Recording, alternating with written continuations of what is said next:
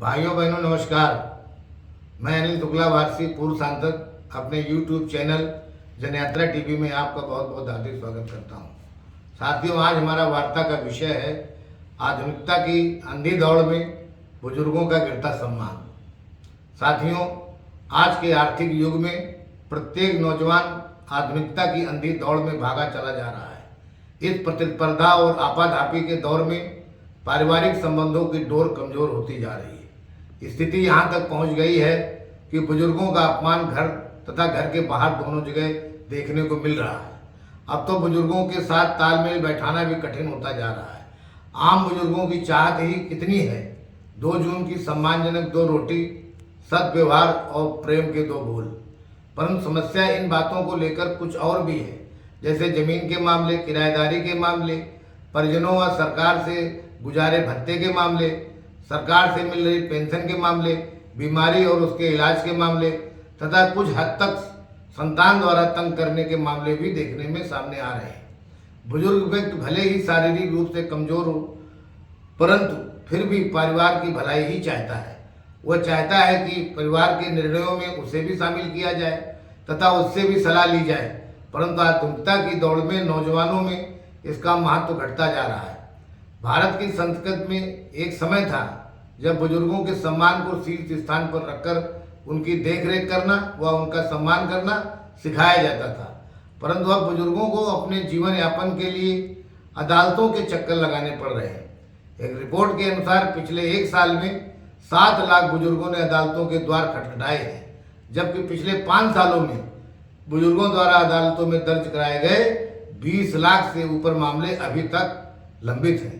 इससे यह साफ समझ में आता है कि बुजुर्गों के अपमान के मामलों में दिन दूनी रात चौगुनी वृद्धि हो रही है। यह वह मामले हैं जिनके आंकड़े न्यायालयों के माध्यम से उपलब्ध हैं। इससे कई गुना बुजुर्गों के उत्पीड़न के मामले समाज में दबकर रह जाते हैं, क्योंकि कोई आम आदमी थानों, वकीलों और अदालतों के चक्कर में नहीं पड़ना चाहता है। फिर तो एक बुजुर्ग जिसे सहारे की जरूरत होती है, वह बहुत ही विषम परिस्थितियों में अदालतों के चक्कर लगाता है। लेकिन सवाल यह उठता है कि समाज में बुजुर्गों के प्रति इतनी ज़्यादा असहिष्णुता क्यों है। केवल 1 साल में 7 लाख मामले अदालतों में पहुंच गए।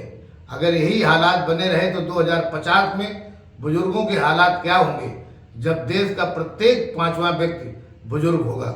इसलिए बुजुर्गों के प्रति सरकार को अभी से ही निपटने के लिए रणनीति बनानी होगी और सामाजिक विज्ञानियों को बुजुर्गों के प्रति बढ़ रही असहिष्णुता के कारणों को ढूंढना होगा।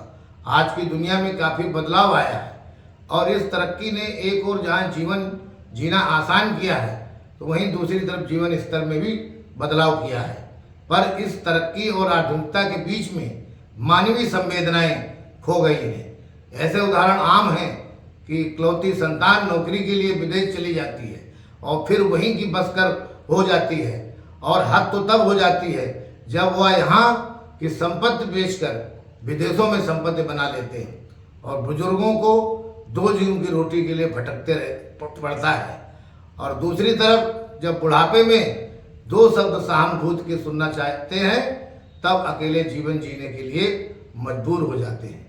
जरूरी नहीं है कि बेटा विदेश ही गया हो, देश में ही दूसरे स्थानों पर जाकर नौकरी करते हैं और परिवार का आकार छोटा कर पति पत्नी और बच्चों तक सीमित कर देते हैं। जहां उन्हें बुजुर्गों की जिम्मेदारी लेकर उनकी देखरेख करनी चाहिए, वहीं उल्टे बुजुर्गों की कमियां निकालने में अपनी बहादुरी समझते हैं।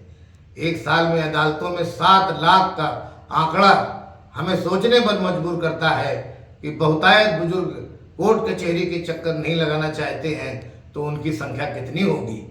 यह सोचकर ही मन सिहर जाता है। यह तब है जब स्वास्थ्य से लेकर जीवन यापन सहज हुआ है। सरकारी नौकरी से रिटायरमेंट के बाद पेंशन की सुरक्षा, तो अन्य मामलों में सामाजिक पेंशन सुरक्षा, सरकारों द्वारा सीनियर सिटीजन को विशेष दर्जा के माध्यम से सुविधाएं दी जा रही हैं। लेकिन इन सब के बाद बुजुर्गों के सम्मान के विरुद्ध इन परिस्थितियों पर निश्चित तौर से हल ढूंढकर कारगर निर्णय लेना पड़ेगा। बहुत बहुत धन्यवाद। यदि मेरा YouTube चैनल आपको पसंद आया हो तो इसे लाइक व सब्सक्राइब जरूर करें।